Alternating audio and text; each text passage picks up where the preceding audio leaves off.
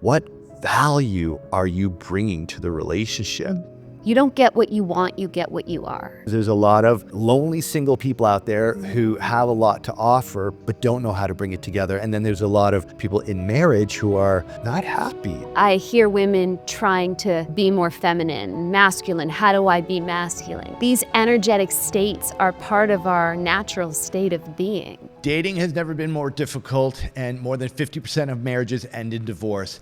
What is going on with love these days? If you're looking to find the one, or you're in a marriage and wanting to deepen your connection, you're gonna love this conversation with Patricia Salib. She is a conscious relationship coach, serial entrepreneur, mother of 3, and been with her partner for 20 years. In this conversation, we dive deep into what is missing in today's relationships. So let's dive in and find out. Patricia, I'm hoping you can answer this $1 million question. Why are so many marriages failing? So many marriages are failing because they are based on attachment, not love. So say more. What does that mean? That means that there is almost like an exchange. You know, you do this for me, I do this for you. They'll go through a period of like infatuation and excitement that will quickly fizzle with time. Like that won't stand the test of time. How do people prevent this from happening in their marriage? Because I assume most people, when they get married, they don't realize that they're doing this as a result of an attachment or a previous trauma. Right. So the only way love can flourish and deepen over time is when it comes from your true authentic self. When you take two beings that are in their true selves and they build a connection and do the work over a period of time. Most people don't invest into the personal development. Most people will not even consider a coach or therapy until some sort of life crisis happens. And even though I haven't been married, you know, yourself, who you've been with your partner for 20 years, you've got 3 kids, you're a serial entrepreneur, you've had your roller coaster experience of marriage.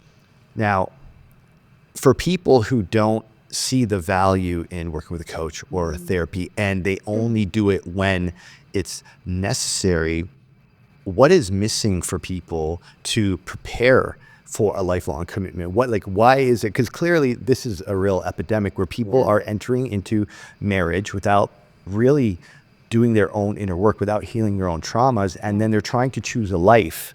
They're trying to create a life by choosing a person that they're going to go all in with. Culture creates no space for us to heal our trauma, for us to deepen our connection with self, for us to be in practice with another human being. This is not things that we talk about. We're like planning flowers and venues and weddings and dresses. And we're even measuring how long people have been together versus like, how alive is your relationship? So I forgot your follow-up question. What was it?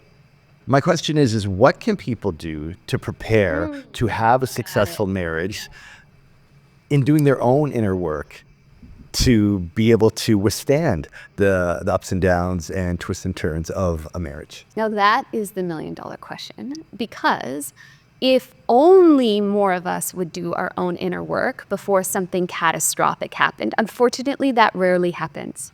You know, Rumi always says, the wound is where the light enters. Right. And if you think about even our own personal journey, like the depth was created out of pain. Now, if you're listening to this and it's happened where people have the wisdom to say, hey, let me like create an extraordinary life. Let me create an extraordinary relationship. Let me like light it on fire so that I go home to this partner, whether you've been together for 6 months or 20 years, and it grows over time and it deepens, and there's attention put towards both yourself and this other human being that you're like going through life with. I feel that often people choose a partner or they want to be married to complete a part of themselves, thinking that that's going to help them to feel more whole, that it's going to help them fix their problems. And as we know, relationships, especially marriage, is the biggest mirror. So people, if they don't have the tools, if they don't have the self-awareness and the ability to communicate, then when those issues come up after the honeymoon period's over, then they're left with a situation that they're not equipped to really handle. Right. Yeah. It just won't work. And there's a whole cultural like fantasy and fairy tale around little girls. I mean, just look at Disney. You're planning it from like 4, 5, 6 years old. Prince Charming comes, he sweeps you off your feet. You're planning your wedding day and your wedding dress, and no one's talking about how to create a meaningful relationship. So there's this idea there, this attachment to marriage. If you look at so many girls who have this vision of their wedding and this idea that once I'm married, once I have children, everything will be great. And I promise you, it will be like your biggest awakening, whether it's your partner or your children, that there is nothing outside of yourself that will complete you. And it certainly won't be your partner, and it definitely won't be your children. Yeah. And again, if you're not equipped with the tools, if you don't have the ability to understand what you're feeling and communicate that effectively, yeah, it's just going to spiral downwards. I mean, Totally. that's what they say, 75% of divorces happen because a lack of commitment. And that can look like not being able to communicate effectively, not being able to share common goals, and most importantly, not being able to come to an amicable resolution. What I would love for you to answer is, what is it that you think women don't understand about men? I love that you asked what women don't understand about men. Well, I'm going to ask the Everyone's inverse coming. after that. Yeah, exactly. I think men have had it really hard. I think that so much of what men might do generally, speaking very generally, it's not everyone, where there's a lack of connection, a lack of intimacy, a lack of really seeing a female, I think that becomes a burning question for women. Like, why? This can be so easy for you. You can just hear me. You can see me. We can communicate.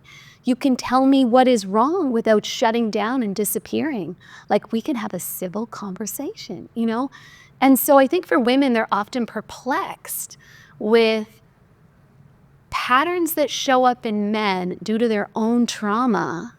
And then it just leads to fighting. It leads to battles. It leads to taking it personal. Like, you don't care about me, or you don't see me. And when it has nothing to do with them, they don't understand why they may not be feeling seen or heard in a relationship. Yeah. And because men, we want to problem solve. We Yeah. always want to come up with the answer, and we don't know how to often feel because we're not attuned to our own feelings and emotions. Yeah. Right. And men constantly want to problem solve. They want to come up with let's just get over it and move on. Yeah. And for women, that obviously doesn't work. Totally. They just don't want a solution. They just want to be heard. 100%. Yeah. So, Yeah. But what is it you think men don't understand about women? I think what men often miss about women, and if we go a little deeper, it's not even like what women or men don't understand. It's like men can only see a woman to the degree that he sees himself.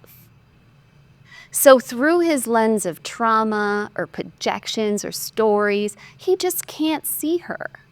And then she's complaining. Now she's like, you're not listening to me and you're not making time for me. And now he's really annoyed. Now he's taking off, And so it becomes this cycle of pain and suffering where no connection is deepening. Nobody feels seen or heard. And no one's healing their trauma. Talking about relationships from a surface level, like going, oh, marriages fail. Oh, how do we get people to communicate more? Won't go as deep as necessary in order to create a meaningful relationship. So it's almost like how can we go deeper to talk about why there's so many people in this arrangement of a relationship that's really uninspiring. The goal isn't to stay married, it's to be connected, to be intimate, to be alive, right? And so I think these are the questions that what does it take to create an extraordinary relationship? Yeah. Yeah. And I think what's happening right now is the paradigm of marriage where culturally, we are the children of parents who came over from the old country. Yeah. And there they got married for procreation. Yeah. They got married for economic stability. The roles of the husband and wife were very different back in India. Yeah. Or Pakistan or Italy Yeah. or Europe or wherever. So we have this paradigm of what we think marriage is supposed to be based on what we inherit from our parents, but times are different. And the expectations of our conditioning versus the reality of today are completely skewed. And what I find is that there is this mismatch of how each partner thinks they're supposed to show up in the marriage, and because they don't know how to communicate their expectations, their disappointment, their frustration, it starts to build resentment, it starts to build contempt. And that is really what I believe the plague within the relationship that starts to deteriorate it from the inside out. And, so for yourself, being in a relationship with your husband for 20 years, Yeah. having 3 kids, being a successful entrepreneur, like, what is your secret that you've been able to hold it together for this long? And, I share that I've been married or I've been in a relationship for 20 years. And then I always follow that up with, that's not what I'm most proud of. The time doesn't matter. We began our relationship with our trauma. It was very much an attachment relationship. And it was through our journey of growth and doing the work. It was through our journey of growth and doing the work that it evolved into what it is today, which far surpasses anything we've had 20 years ago. That takes 2 willing people, and we've had to go through a lot of deaths in our relationship. This wasn't like 20 years of la-di-da-di, everything's amazing. It took a lot of unpacking. It took a lot of deconstructing. And the degree that we're willing to do that, to shed what's not ours, what doesn't belong to us, and actually see each other not through the filter of our trauma, but through the possibility we're creating in our future, is what will allow a relationship to thrive. We're not doing that in relationships. We're measuring them based on, are you married? How long have you been together? We're putting them in some kind of a construct or box, trying to say that's successful, that's not successful. How many married people do we know that are completely miserable? We saw that with our parents' generation. And when we talk about bringing consciousness to our life, when we talk about levels of living, sure, you can do that. You can get married out of survival and I'll do the dishes, you pick up the steaks, whatever.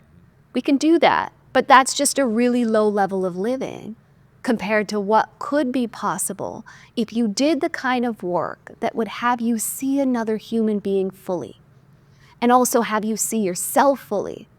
That kind of connection is so rare today. It's not talked about. And it's a whole different paradigm of what Totally. marriage can mean, because that is co-creation in the true sense. And again, when people choose to get married thinking it's going to solve all their problems, having kids is going to put all the pieces of the puzzle together, what they don't realize, it just complicates things more so. And all the stuff that's been pushed down and suppressed starts to come up. 100%. And if you don't have the ability to communicate and be open with one another, then that just gets amplified.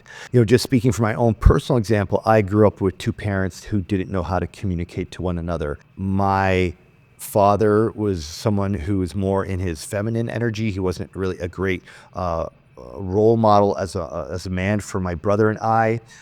A lot of the finances depended on my mom. So I had a dynamic where my mom was in her masculine, my father was in his feminine, and I watched all this fighting and all this turmoil in the house between 2 people who just didn't know how to communicate. And them coming from the old country and moving from Pakistan, they didn't understand about communication and how to handle conflict resolution. And that is something that was really imprinted on both my brother and myself. And I would say probably a big part of the reason why I'm still single and haven't been engaged or married, because I saw what marriage looks like when things go wrong, not knowing, as you said, happy marriages. All my uncles and aunts were all going through their own issues.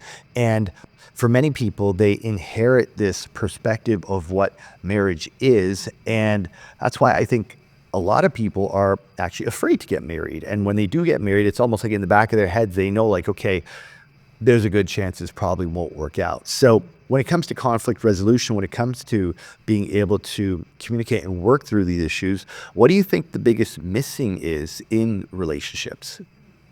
If you ask anybody who's having trouble communicating, no one wants that. Everybody wants to be able to express themselves. Everybody wants to be able to hear another person, just like we all want to eat healthy and live our best life. right? But the reality is that doesn't always happen. And the reason we have trouble communicating is often we're triggered by our partners. You say something to me that triggers something from my past. I say something to you that triggers something from your past. Now we're in a boxing match here, right?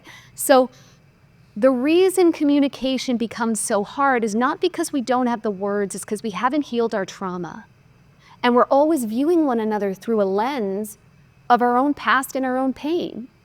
If you're in a relationship or have been in one, I want you to look at the things that have come up. Notice how consistent they are.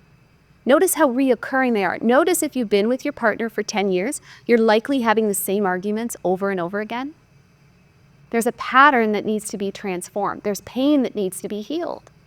And so when we think about marriage, we can't do marriage. Marriage is a construct. We're talking about being with a human being, right? What is it going to take to actually be with another human? Because even if you found the words and you did everything right, it would still lack connection.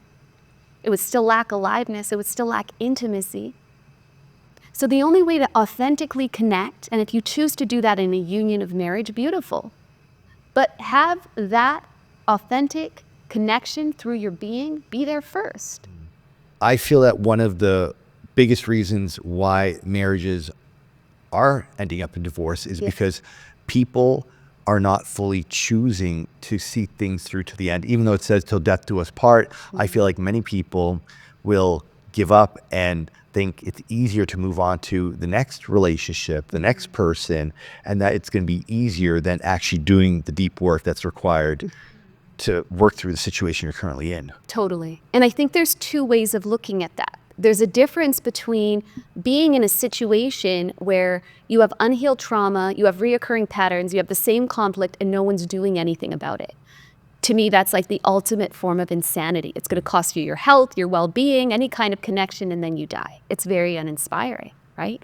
Versus being on a journey with someone where you're facing your own shadow, where you're learning to hold space for another human being, where you're in this dance of like growth and elevating together. And that's what a relationship could be like, and that's what it should be like if you're doing the work and growing and evolving. And times have changed, you know, our marriages we don't rely on each other for income or for being able to be in housing together. Our relationships have evolved into wanting a more intimate and connected partnership versus, again, just the exchange or things that we've seen in generations prior. Now, there's two scenarios. One looks like we're going to bring in our pain. We're going to do things like we've always done them. We're going to have our triggers and our traumas and our patterns, and we're going to survive each other, likely cause some illness at some point, and just create a miserable existence, then pass that on to our children so they can go create the same thing in their life. Or we can be on a path of healing. We can have the courage to face our shadow, to hold space for our partner. That's what devotion looks like. That kind of partnership will stand the test of time, not because you're obligated, not because you want to satisfy culture, but because your connection will deepen, your intimacy will deepen. And as problems arise, you're not running away. You're not trying to get out of your own discomfort or your own triggers, but you're transforming them together. It's like the ultimate spiritual practice. I feel that often in situations where one partner is doing the work and the other isn't, there's almost this fear of you're going to outgrow me, or you're now going to change and maybe you're not going to want me anymore. And in a perfect world, it would be beautiful if both men and women wanted to embark on the journey together, but in many cases they don't. So what's the solution to that? I wish I had one for you. I don't. And I'll tell you why. When you have two human beings and one is willing to grow and one is not, at some point that will be unbearable. Yeah. That will be very uninspiring. Now, often in relationships, there's people that are doing the work, but they're not embodying that with their spouse. They're not actually showing up with integrity. They're not in communication. So when people around you are assessing the work, they're like, I don't want that. I'm not doing that. It like lacks integrity. So someone who's authentically doing the work and wants to inspire others has to look at how they're actually embodying it themselves. And if your partner is like repelling against you, I'd say take a like deep, hard look at how you're actually showing up with your partner and how much of the work you're actually embodying, rather than like rhyming off some insights. Yeah. Big difference. Yeah, that makes a lot of sense and resonates, because I do, one thing I share with my clients who say, I'm having all these breakthroughs, I'm making all these amazing changes, but my wife, she just won't take me seriously. And I let them know, like, look, you've been a certain way for the last 10, 15 years. Yeah. And now you're 6 months into the work and you're meditating and you're doing breath work and you're being this man of integrity. You've got a history of not showing up. You've got a history of disappointing her, of not making her feel seen and supported. And now you expect after a few months, she's going to have trusted you again. And that's where it can often be discouraging, because you're doing the work and of course it's challenging and it can be difficult at times, and you want your wife to see it and appreciate it. But it takes time. You've got to be the proof. You have to show that this isn't just some talk. This isn't just some, fixer-up scheme. It's something that actually you have to really practice and embody. And time will tell and show and prove that you are this new version of yourself. And that can be a very difficult transitional time, because it requires the most resilience and persistence and faith. And it's a necessary part of the journey, because on the other side of that is her willingness to see you and to actually believe you and feel safe with you again. Ooh, totally. Now let's talk hard truth, okay? Because most, whether it be men or women doing the work, will go home as this enlightened being. Yeah. I'm in my highest self. After like a million lacks of integrity with their partner, they're going to show up floating from the sky. Yeah. And the moment their partner is like, I call BS, they're like, to hell with you. It takes 1 second for them to be back in an old construct, an old way of being, in an old pattern. So that's their opportunity to practice. 1. 2, my question is, have you cleaned up your last 10 years with your partner? Yeah. Have you actually excavated that? Have you owned your BS before you try to put lipstick on a pig and pretend like you're holy almighty? So there's a lot of like layers within how we grow, and I'm growing and you're not. And usually when someone is like not into the work, there's something for us to explore. Because when you embody the work, you inspire those around you. And there are times where someone's not willing to grow. They're not interested. It doesn't matter. They're so attached to their pain. And when you have a relationship with yourself that you value, I can speak personally when I talk about deaths in my relationship.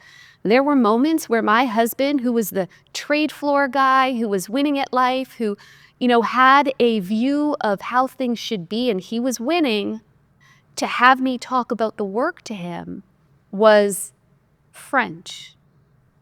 And there have been times where I have to say, I love you and let's co-parent. I love you and that was an act of self-love. That wasn't out of a conflict. That wasn't a fight. It wasn't a battle. It was a deep realization that if somebody isn't willing to grow with me after I've embodied the work and continue to, then we just want different things in our life, and that's okay. Yeah. So on that note, what are your thoughts around, somebody's been together 10 or 15 years, they've been through their share of challenges, and one person's doing their work, they've evolved, they are a more complete version of themselves. The partner isn't willing to match them. Yeah. Partner is resistant to it, wants to stay stuck in their patterns. Do you feel in a situation like that, separation or divorce is necessary? Absolutely. I always say check your own integrity first. Personally, I couldn't be in a partnership with somebody who wasn't on a journey of growth. That just wouldn't align for me. Yeah. And when you get present to what life can feel like, when you're really connected to yourself and you're connected to other people, and how much possibility and aliveness and joy and freedom and peace, you're not going to give that up. because someone wants to stay stuck. I mean, I wouldn't. So usually that's another attachment to a construct that you might not have even chosen. And that, I think, is where a lot of people culturally, or based on, societal norms or whatever they think they need to stay playing this role of marriage, they stay in it, and it's filled with resentment, contempt, and then you raise children in that environment. Yeah. Just going back to my own story, my mom, because, coming from Southeast Asia, stay together for the kids. Yeah. My mom would tell me, if it wasn't for you kids, I'd be out of here. And when you kids are old enough, I'm leaving. And my brother and I grew up in that environment. Whereas looking back now, it's like, I wish they would have separated earlier to move on so they could both find new partners and actually be happy. But a lot of people will just stick it through and just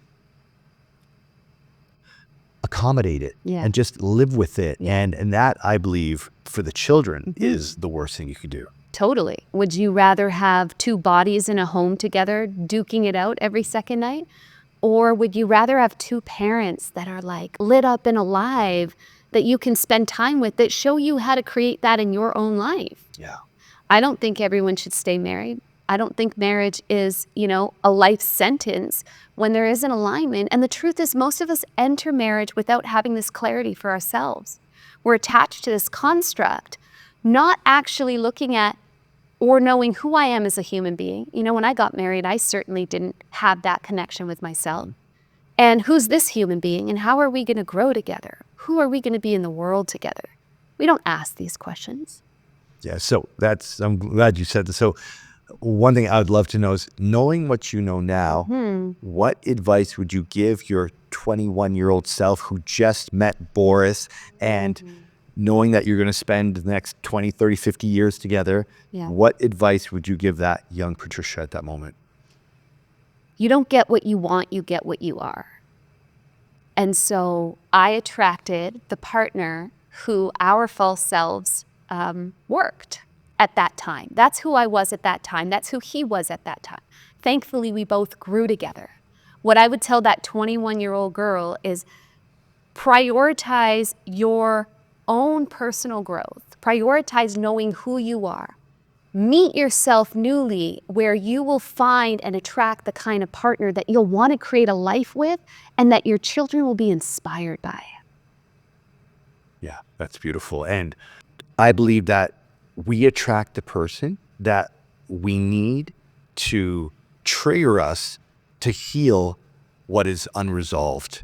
And we'll keep meeting that same person in a different body until we learn the lesson. 100%. So that we can overcome that, to then be ready to receive the one. Because I believe God won't send us the one until we're actually ready. Because otherwise we're just going to ruin it. Yeah. And you can't receive them.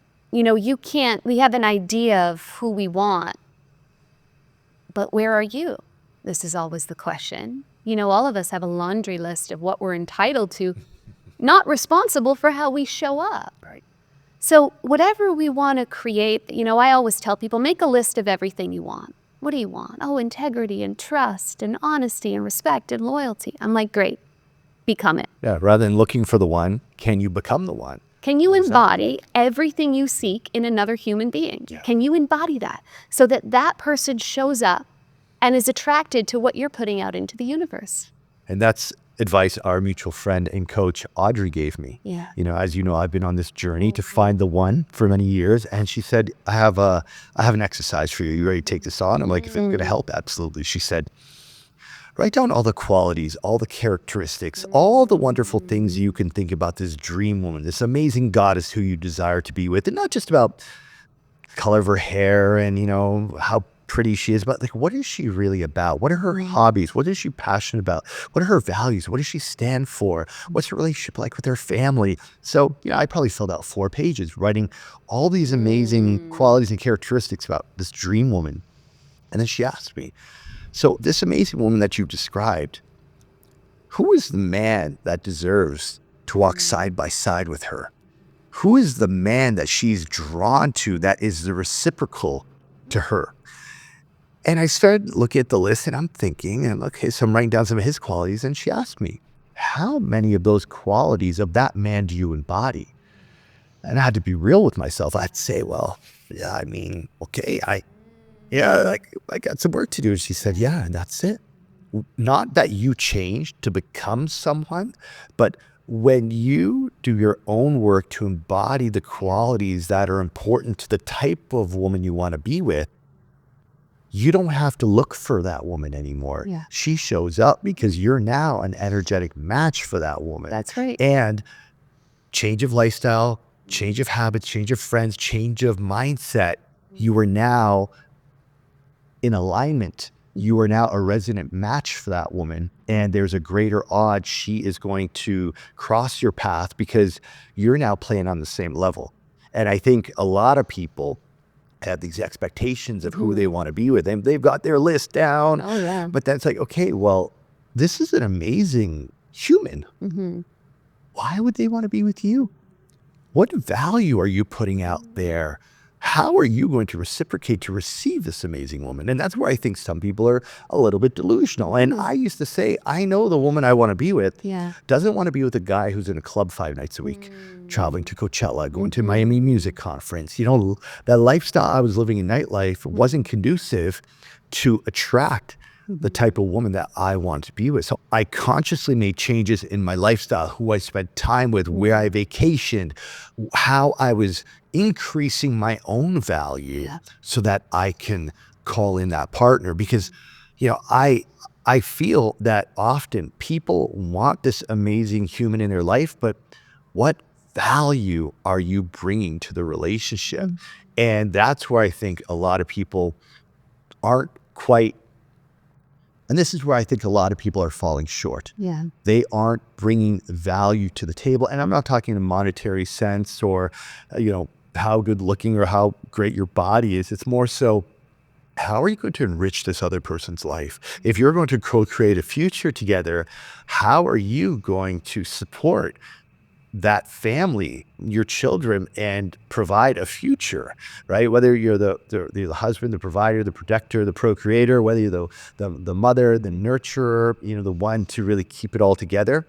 And this is where I feel there's a confusion and misunderstanding is, what does the man, what does the woman bring to the relationship? And just the roles and expectations of the masculine and feminine these days, I feel, are very distorted or even misunderstood, which is why I feel there is a real challenge with dating and meeting a partner these days and staying in relationship. What I would love to hear you share on is the role of the masculine and feminine. Yeah. How do you feel both need to show up to create a truly juicy, deeply loving, committed relationship? That's such a good question, because there's a lot of talk about the masculine and feminine nowadays. And it's like, I hear women trying to be more feminine, masculine. How do I be masculine? You see, these energetic states are part of our natural state of being. So it's less of a doing and more of a returning back to self. From this place, you're not trying to be something. Let me try to be the funny one. Let me try to be the protector now. Now let me try to be the man. You already are. But we're so disconnected. We've become so disconnected from that place that it's been replaced with variations of masks and shoulds. And people feel that. You can sense it a mile away. And it just doesn't create the kind of unity that an authentic masculine, where there's security, where there's safety, where there's integrity and there's clarity, and the feminine, where there's love and there's creativity and there's passion, those will not interconnect in the way that true masculine and feminine energy does when it's in its purest of forms.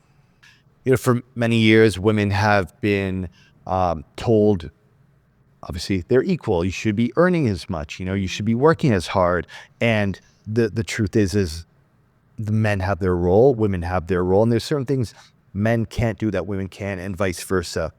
And I feel like there is this movement of women wanting to be the nurturer, to be the mother, to take care of certain things that the man can't. And there is this, I would say, almost like taboo of both sides accepting, hey, I'm the man. And in order for this recalibration to happen, both the masculine and the feminine need to be very transparent, be able to clearly communicate. This is what I can offer and bring to the table. This is what you can offer, bring to the table. How are we going to co-create and make this work together and accept each other's roles and contributions and build from there, as opposed to having these expectations?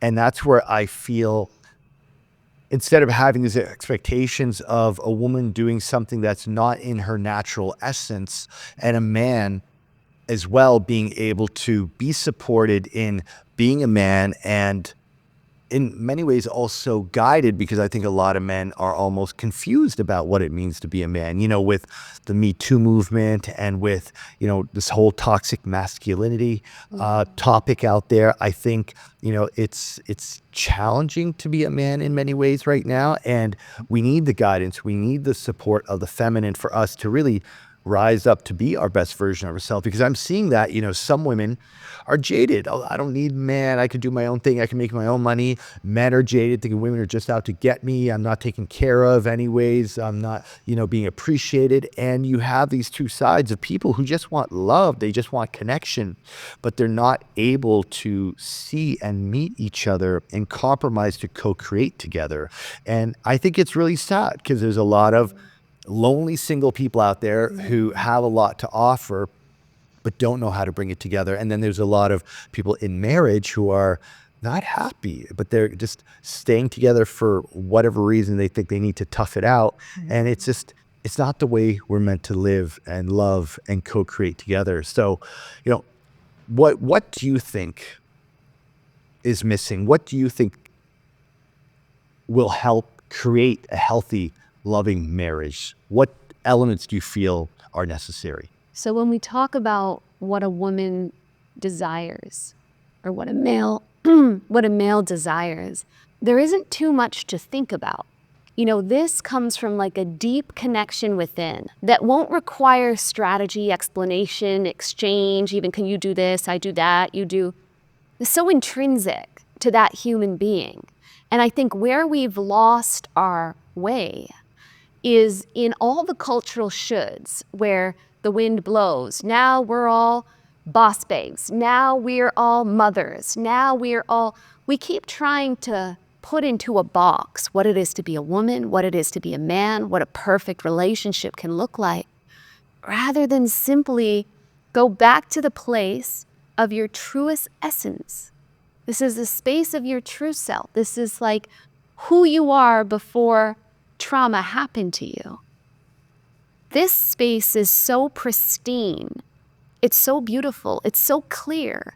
It doesn't have the mind going, da, da, da, da, da, should I, should I, should I, should I. It just is. And it can't be moved because it's who you are. And that space exists for a man and a woman. And when those two humans find each other, when that connection meets, time just makes it richer. Time just deepens the intimacy. Time just creates more power. And then we get to teach our children how to be in that kind of a union. This is so unfamiliar to culture. People will listen. What is she talking about? She smoked up right before this podcast, And I understand that, because we're all leading with our minds. We're all trying to figure it out. We're all trying to do the right thing. And by doing this relationship thing, we're missing what it's like to be with a human being. Yeah, that's, in a perfect world, that would be the ideal scenario. And I feel that because our parents didn't grow up with personal development, because they didn't do their work, we've inherited their trauma, we've inherited their patterns. Yeah. But we are the generation that has these resources. Yeah. We have coaches and retreats and all these different healing modalities now available to us, that we can choose to do our work to heal what's necessary so we don't pass it on to our children, and hoping that our children are the next generation who can do their inner work, who can choose a partner not from a place of needing to feel complete or needing to have someone to heal them, but more so to choose a partner because they actually know who they really are. And they are entering a relationship from that deep sense of understanding themselves. And I'm not saying this generation, it's hopeless for them, but I feel we are the transitional generation of going from parents who are unconscious, who just survived within one another, Yeah. to us who are going through these experiences, having the challenges and the old triggers come up, and then realizing that we have our work to do to be able to create that deep, loving relationship, and ultimately teaching our children what it is we've learned so that they can have a head start. You know, I often say to my clients, like, I can't even imagine who your children are going to be because you're doing this work, you know, and those children are going to be enlightened. They're going to be conscious right from their early formative years. And that's what really inspires me to think that this planet is going to be a much better place in 40 or 50 years, because it's our clients' children who are going to have this deep level of self-awareness, thinking from a higher consciousness, that are going to help us get back on track. And for now, it's up to us to recognize that nothing changes if nothing changes, and we are in control of how things are going to unfold. And for many people, it's a hard pill to swallow, to look in the mirror and realize, like, I'm the problem, you know, rather than just blaming the other person, because blaming the other person isn't going to fix things, right? It's about taking accountability and taking ownership and really being willing to do the work. And on that note, I have a question for you, because we've known each other for a very long time. And you know, I've been on this journey to meet my partner. I want to get married. I want to have children. And I've done my fair share of deep work. And I feel that I have a good understanding of what's missing or what issues there are for me to overcome. But in your professional opinion, both knowing me personally, but also being, you know, a professional conscious relationship coach, what do you think I need to do? Or who do you think I need to be in order for me to call in that dream woman that I'm desiring? I love that you asked this question. I love that you asked this question. And it actually speaks volumes to your journey and your desire to seek and learn and grow. And what I will tell you is, first, give up all the work you've done. Give up everything you know. Give up every course you've taken, every badge you have, and enter a space of curiosity where you are looking for unhealed patterns, where you are looking for any lack of integrity, where you are looking for where our past patterns are creeping into the future. And you will see things that you will not be able to see through the lens of a coach. You know, when I first had my children and I was like, I'm a conscious parent, words I'll never breathe again, literally. And after continuing my path of some very deep work, I realized that I'll forever stay in the not knowing. And every day I wake up not knowing. And every day I wake up and I enter a curiosity that leads me to something I didn't know yesterday. And so in our industry, it can be dangerous for those of us who've worked with teachers and masters and courses and badges to have it all figured out. And then we're really stuck because we're like, it's really out of our view. But it's there. And now there's the willingness to look. And it's in the crevices. It's like in the smallest of places. Yeah. I appreciate you sharing that. And I respect and appreciate, and I respect your knowledge and your wisdom. When I have been in relationships in the last few years, it quickly reminds me how much I don't know. Yeah. Because when you're in this work and you've done the conscious communication, you've done the, self-development and all the different programs, you think, okay, yeah, I got this. I've got it figured out now. And then you enter the relationship and you quickly realize how much you don't know. That's right. And yes, there is a humility that's required Yeah. and a curiosity and a willingness to just see that, yeah, I still got a lot of work left to do. Yeah. And if your relationship doesn't do that for you, which it will, I promise your parenting will. You can't escape that. Yeah. And not possible. And so when there's a curiosity and a lightness to it, there's no make wrong. You're not beating yourself up. You're not like, I should have known that. Why am I here? Why am I reacting this way? Or why did I do that thing again? There's no judgment. There's love and compassion for yourself and just curiosity. And if the journey feels light like that, if you can make a mistake, if you can mess up, if you can stare at your shadow without the judgment and ridicule that we often give it, you'll continue seeking. And you'll discover things that were out of your view that you may not have had the courage to find. Yeah. And that's what it requires: humility Yeah. and surrender and trust. Yeah. Totally. Trust. Yeah. And I love that you asked that question. Well, thank you for sharing your knowledge and your wisdom. And thank you for sharing all that you did today. I have a great admiration for you. It's been beautiful to witness your evolution from serial entrepreneur and mom and wife to now sharing your light, sharing your wisdom and your magic with others. And it's beautiful to witness and to support and to walk alongside you on this path. And yeah, I'm excited for what you got coming up next, Life Mastery, and your other projects. You want to share just a little bit about what's in the near future for you? Yeah. And I will say this, the feeling is just so mutual. Thank you.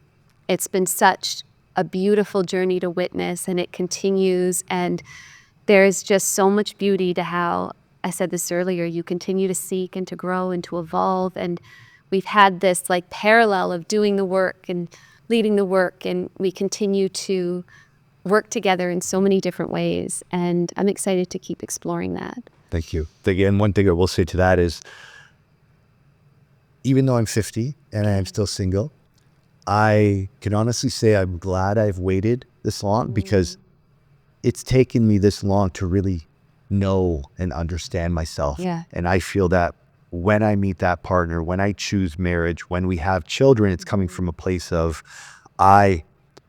with every cell in my body, I'm choosing this person because it's coming from the wisdom and the knowledge of all of my life experiences, all of the healing, all of the things I've had to overcome to be this version of who I am today. And I'm choosing my partner from this sense of knowing myself. Yeah, I love that. Because the relationship should be the manifestation of connection with self, not the carrot to chase or the target to get, right?